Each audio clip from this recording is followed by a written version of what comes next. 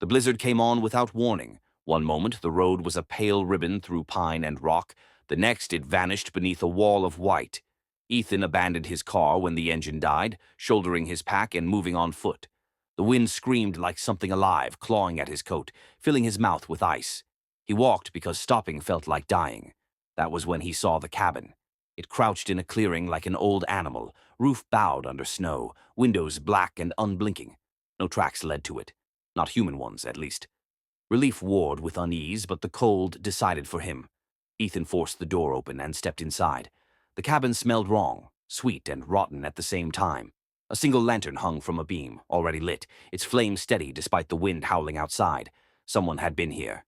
Recently. "Hello," Ethan called. His voice felt too loud. The door slammed shut behind him. He spun, heart hammering, but the door was still, bolted from the inside. He hadn't noticed the bolt before. He tried it anyway. It didn't move. That was when he saw the walls. They were covered in names, hundreds of them, carved deep into the wood, overlapping, desperate. Some were faded with age. Others were fresh, the splinters still pale.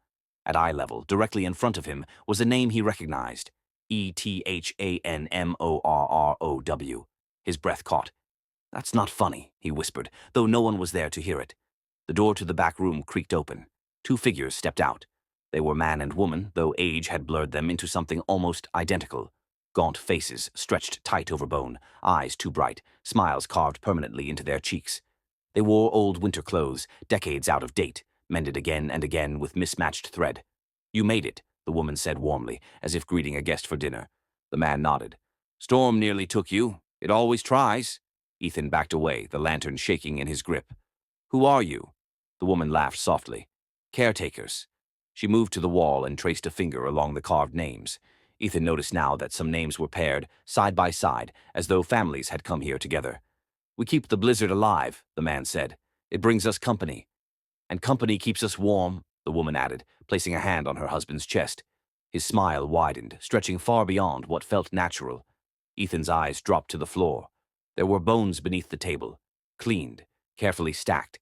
"You don't have to be afraid," the woman said, stepping closer. "Every storm needs a heart." The man raised the knife, not threatening, almost reverent. "We'll carve your name soon." Outside, the wind screamed in joy. Days later, search crews found the clearing where Ethan's footprints ended. In the center stood a small cabin, smoke curling lazily from its chimney. When they approached, the door was locked. Inside, a lantern burned steadily, and on the wall, two fresh names had been carved, neatly, lovingly, side by side.